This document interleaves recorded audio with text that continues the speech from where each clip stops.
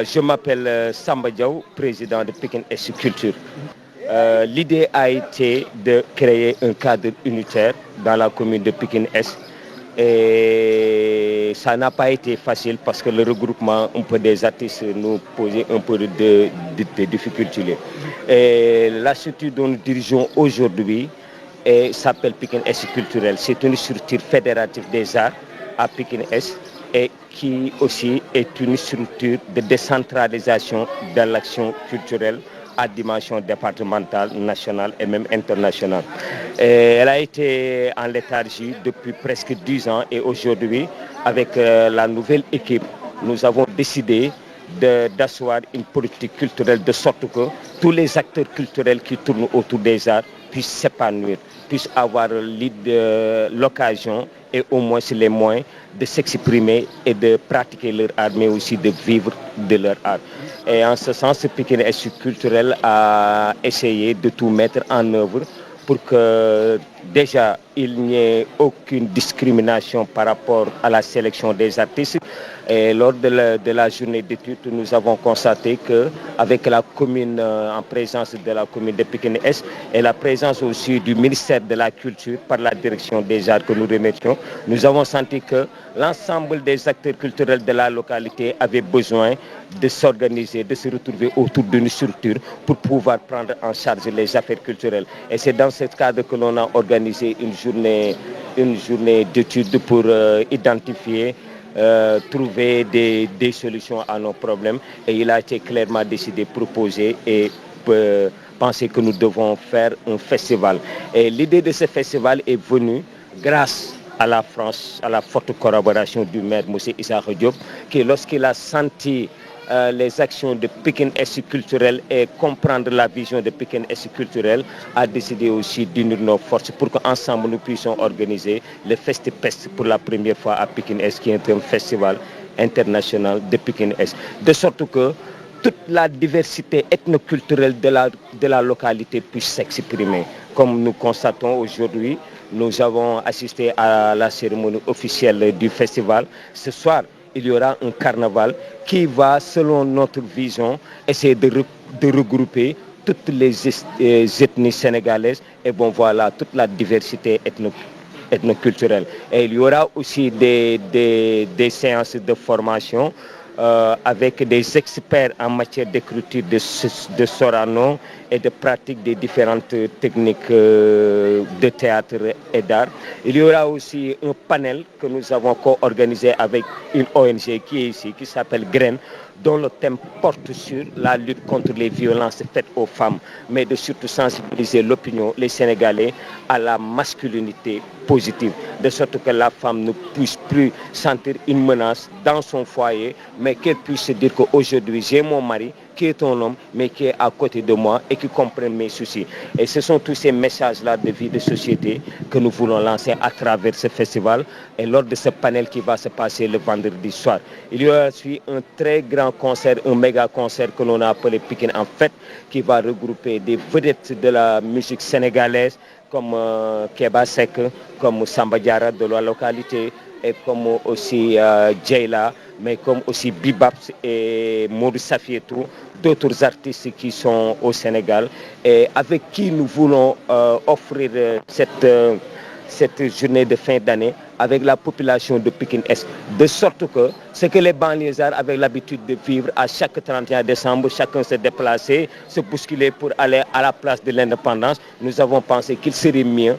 par la culture, par la commune, de créer un événement majeur de dimension internationale qui va regrouper les jeunes, la population, les familles, tout le monde au feu d'artifice de minuit pour que nous puissions passer la fête. Parfaitement raison, parce que Pikine Est a été créé aussi, vous avez raison, lors d'un partenariat avec la province d'Anvers de la Belgique et la commune de Pikine Est. Et c'est en ce moment-là qu'était né le CLC, dont le Pikine Est Culture est une des membres composantes. Vous avez parfaitement raison, monsieur, parce que Pikine Est Culture a déjà enregistré des partenariats comme avec GIZ,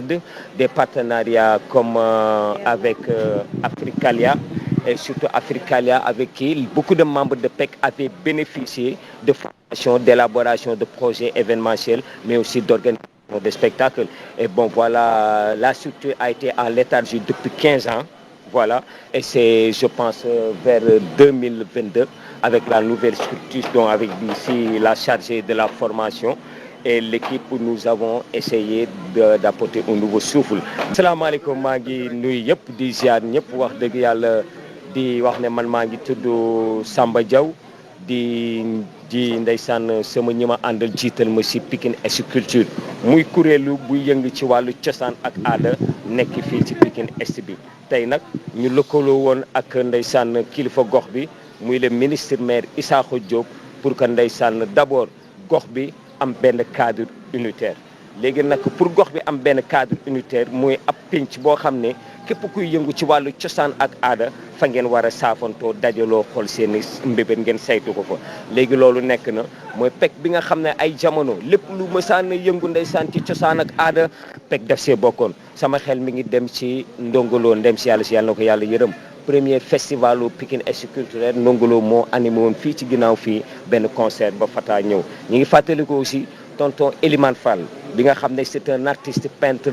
international reconnu yàlla na ko yàlla yërëm mais aussi ñu ngi fàttaliku la figure l'emblème mu sax le symbole qui a fait de Pikine Est ce qu'il est aujourd'hui muy Pape Bira Gueye le saxophoniste donc ñu ngi koy ñaanal yàlla defal ko jàmm ak salaam. mais bien sûr moom Pape Bira Gueye dafa nekkoon membre PEC bokk si ñu ko jàppale léegi kuréel googu nag dafa jóg tey lëkkaloo ak mairie bi muy la commune de Pikine Est par le biais de monsieur Issakha Diop pour ñu xool naka la ñuy parce que jamonoy tey nit ñi dañoo war a kii def cosaan ak aada dafa war a mën a dund ci aadam journaliste bi ni mu war a yeewoo yaakaar salaire am ndeysaan jaaykatu mango bi yaakaaree ko noonu ki nga xam ne moom cosaan ak aada la am moom jaay bànneex la am parce que day def théâtre pour nit ñi di reetaan parce que dafay bind pour que les élèves xale yi di sàkku xam-xam parce que ndeysaan dafay fecc pour naatal xolu bët ak xelu bët ndax fecc mënu laa jox lu dul mbégte wu xool mais kii def loolu ak ki nga xam ne wax dëgg yàlla dafay way ngir wàññi naqaru nit ñi ñooñu dañoo soxla seen coono boobu ñuy daj yàlla fay leen ci mais kële nga xam ne tamit dafa day def art visuel wax dëgg yàlla moom tamit ñu mën koo dimbali ba li mu def nii mu am si mbégte am si yëgte mën si dund léegi nag festival bi di FestiPest première édition bi nekk nii le festival international de Pikine Est li ko wundu mooy d'abord ñu wane maanaam cosaan ak aada bi fi nekk fii à Pikine Est mi ngi fii maanaam artistes yu am talent ñoom ñoo fi nekk ci bépp wàll nag léegi ñàkkoon na am fu ñu wane seen cosaan ak aada boobu dafa nekkoon ci ñun bébét ab mettit léegi nag bi ñu dajaloo ñu ne li ñuy njëkk a def kon dañuy organiser ak maire bi benn festival boo xam ne dañuy mën a wane cosaan ak aada boobu pour que ñu xam ne tey Pikine Est lépp lu war a xew ci Sénégal Pikine Est daf si war a bokk les gens de Pikine Est lépp lu président Macky Sall war a xalaat di ko def ci wàllu culture cosaan ak aada daf ci war a xalaat waa Pikine Est ministre de la culture war a xalaat bu baax que ne tey Pikine Est daf fi nekk te Pikine Est ni mu mës a mel mooy di jël li nga xam ne nguur gi da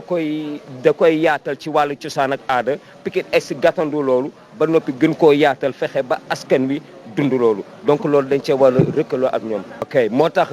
ñu soxla ci loolu ñu soxla ci njiit bi nga xam ne moom moo yor culture bi ndax toog fukki at ak juróom artistes yi ndeysaan kii jaar fële mais tey nañu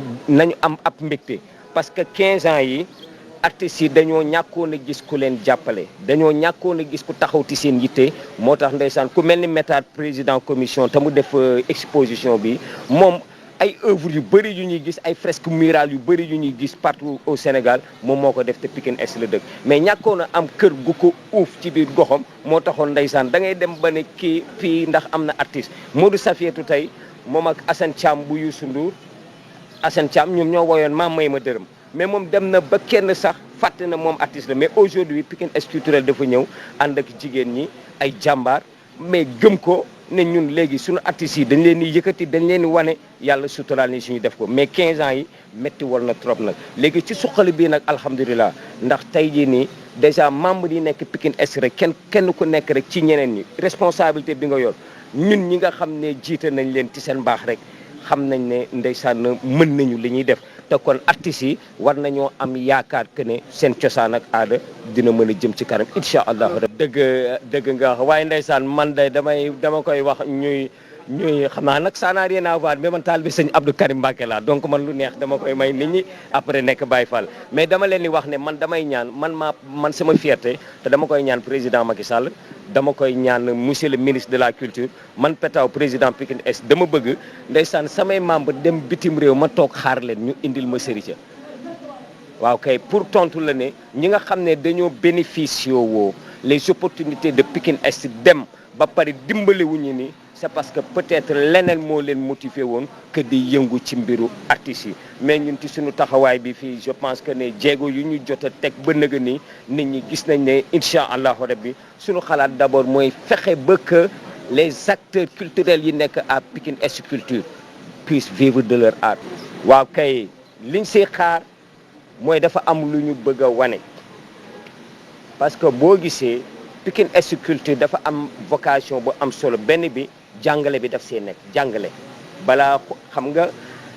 culture fecc bi mbëng-mbëng bi dañuy foog na loolu rek moom ci la ñuy wékku ci cosaan ak aada waaye déedéet ci biir cosaan ak aada tamit fexe nit ki xam mooy kan fan la jóge ak fan la jëm ak lan mooy waree fam ci askan loolu dafa bokk ci cosaan ak aada te loolu dafa laaj njàngale moo tax suñu soxna si ci biir festival bi yëngu-yëngu yi ñuy def ci ñetti fan yi am na benn formation ab njàngale bu ñuy def ak le président des scénaristes de l'Afrique muy Assane Diagne ak Mbaru Fall ñu nekk ay borom xam-xam yoo xam ne ñëpp xam nañ leen ci wàllu boobu donc bu njëkk biñ ci bëgg a wane mooy njàngale cosaan ak aada waaye tamit leneen liñ ci bëgg a wane mooy dañoo bëgg kenn ku nekk boo gisee lii ñuy organiser nii nga xam ne culture dafa am taxawinu bégal askan wi parce que tey dina am moment boo xam ne ndeysaan maa ngi gis sànq ay taalibe ñi ngi dégg mbëng-mbëng bi daal di ñëw taxaw di seetaan doon yalwaan ci naaj bi tàngu sonn mais gis naa benn taalibe bu reetaan benn kenn ku doon fecc kon xam nga ki doon yalwaan sonn am na benn 2 minutes bu mu jàdd reetaan pour quand taalibe la donc culture doole boobu la mën a def ci askan léegi ñu ngi ciy xaar nit ñi xam ne wax dëgg yàlla Pikine Est dafa nekk commune boo xam ne tey am nañu chance su am benn maire bu yàlla def mu nekk ministre mais nekk na maire nekk ministre ba pare am nag ambition yu tolloo ak dayoom boobu léegi nag il y a des premiers pas et assurer mais li ñu war a saluer ci loolu mooy il faut que des maires war a mën a toog comprendre aujourd'hui que ne bu ñu leen dénkee yenn responsabilités yi c'est que ñu fexe ba njariñ la dem ci askan bi et que moom comme que tey jii ne am na xalaat ak xelu fexe ba lëkkaloo ak artistes yi pour ñu nekk maanaam loxom bi nga xam ne ñun ñooy saytu ñooy dox cosaan ak aada kooku nañ ko ci waaw góoral donc buñ ci jógee nag dañuy ñaan yàlla askan bi yëpp ànd ñaanal ñu xam ne Pikine Est Culture tey jii dafa boole mbëng-mbëng cosaan ak aada mais aussi ak jàngale seen doon Pikine Est Culture dañoo tijji benn académie théâtre et danse mais pour la première édition nii on a fait en sorte ñu yëgle ko nit ñi ñu ñëw mais à un moment donné il n'y aura que les élèves d'une certaine moyenne ñoom ñoo fay ñëw di jàng te bu xamee di fekkee ne dafa am ñenn ñoo xam ne ñu ngi fay jàng nii Pikine Est Culturel mooy jël en charge seen renforcement de capacité pour que ñu boole culture bi ak njàng parce que am na ko bëgg fecc njàng ak fecc waaye ay waajuram amuñu xaalis pour fayal ko ay jàng mais bëgg nañ mu jàng ñun Pikine Est Culturel dinañ ko ndeysaan gàttandu et essayer def lu ñu mën loolu nag du ñun ñoo koy def parce que ñun ay artistes lañ mais li ñu mën mooy lëkkaloo ak ay partenaires yu mel ni waa Green moomu ñi ngi ànd ak ñoom tamit ci benn ndaje buy wax ci fitna bi ñuy teg jigéen ci àdduna fitna bi ñuy teg jigéen ci biir kër ak góor yi nga xam ne ñoom léegi dañoo fag ne ñoom dañu war a nekk jëkkër rek mais dañuy yor yat di dóor jigéen ñi ci biir kër gi léegi nag lii dañuy promouvoir li ñuy wax naan masculinité positive ñu ànd si ak waa Green di benn ONG boo xam ne wax dëgg yàlla bi ñu commencé lëkkaloo ak ñoom ba léegi waxuma la ne dañoo jàngal rek ci ay outils gestion d'outils financiers mais tamit dafa am ay procédures yu bëri yoo xam ne waa Green jàngal nañu ko et que panel boobu nga xam ne ñu ngi koy def vendredi si ngoon ci dispensaire cité pépinière bi ñu ngi ciy woo AJS association des juristes sénégalais di ci woo bépp bépp artiste bu jigéen di ci woo tamit bépp bàjjenu gox mais di ci woo tamit sage-femme yi nga xam ne ñoom ñoo fi nekk donc loolu tamit bokk na ci juróom-ñaari